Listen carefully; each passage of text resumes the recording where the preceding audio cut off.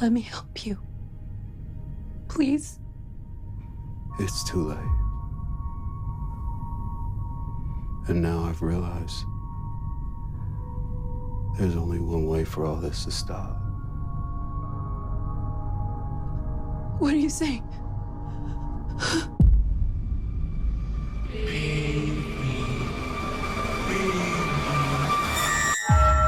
Kill them.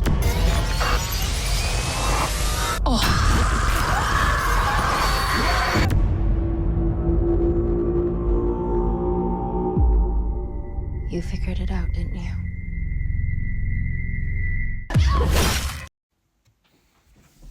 So guys, I was lucky enough to be sent a screener of the latest Spider-Man film, also co-produced by Cher, the singer Cher. Like, I didn't know she's in horror films. I was sent it by Jerome from Pixel Stream Media, who I do a lot of work with. And this is the film Big Baby. Hence, he's a big baby. So my expectations of this film, first of all, were fairly low, to be honest with you. And I think that's like a common theme when an independent film comes out and you almost get the first impression that it is potentially trying to be the new Terrifier kind of franchise.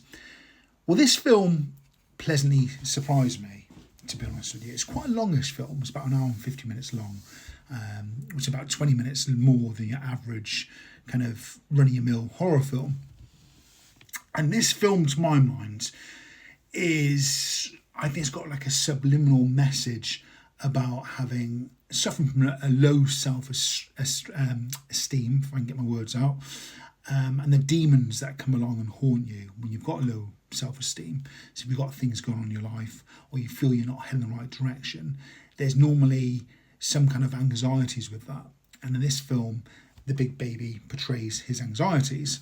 And this film's about an author, a horror writer, who is basically getting quite poor reviews for some of the stories that he's been writing for horror films. And it starts off, he's listening to some podcasters and he's quite pissed off, and it's really starting to affect him. And like most of us blokes, we become our own worst enemy. Women probably are exactly the same, but talking from as a man, we do become our own worst enemy. We put pressure on ourselves. Anyway, he starts getting visions and dreams of the big baby attacking his partner. And this is where the story starts unfolding, and he has this kind of light bulb moment that I am going to create a fantastic story using this very creepy big baby character. And this is where it gets weird. So Adam, the main character in this film, introduces the idea to his girlfriend about this dream, and he has a vision, and after being very, very negative and again low self-esteem, says, look, I've got an idea for a horror film. I had this dream, this vision of this character attacking you when you were sleeping, basically unaliving her. First of all, she thinks he's a bit crazy, and then she's kind of seeing that he's got this positive energy back, and she starts supporting him and pushing him forward. Anyway, this is where it gets incredibly weird. What starts happening then is he starts getting visions from certain people, basically pleading and saying, look, please, please don't unalive me in this story. And then he gets a vision of a little boy who basically explains that when he was younger, he was forced to jump into the deep end of a swimming pool and swim by friends, family, etc. And he is incredibly resentful because he ended up with brain damage.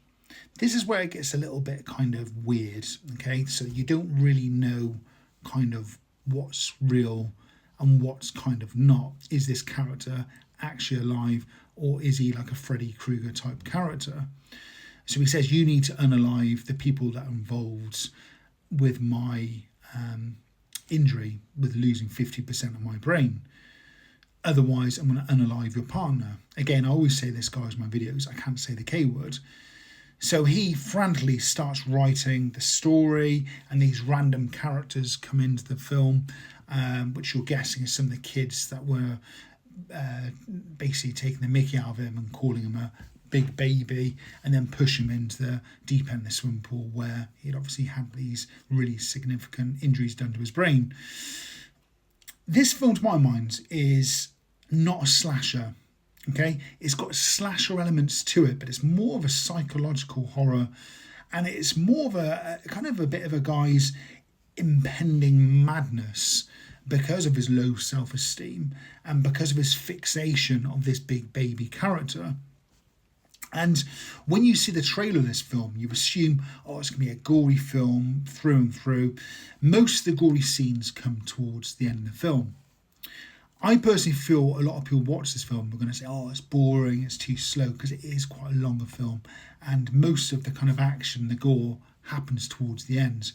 But I think Brandon Scott, the main guy who plays the writer, Adam, does an absolutely fantastic job. His acting was really, on par. He did a phenomenal job acting somebody who's losing basically his shit. And it's got a great twist towards the end of this film. So I was pleasantly surprised by this film. And I guess the question is, will the second film, depending on how well it does on video on demand, which was released yesterday, will they end up making a second film which hits the theatre? I'd say the only slight concern is that people are maybe expecting an all-out slasher rather than being a bit of a thought-provoking psychological thriller stroke horror building up to the slasher elements of the film.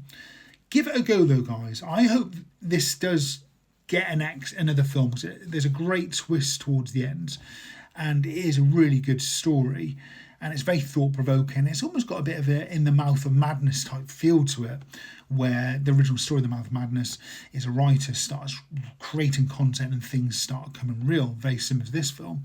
But I really enjoyed this film. I think you should all give it a go. If you don't like slightly slow burn films, maybe give it a miss, but I really did enjoy this film. I was pleasantly surprised, and I definitely do rate it. It's definitely one of the better horror films that I've watched this year. So if you get a chance, guys, check it out and give it a go, and let me know your thoughts in the comments.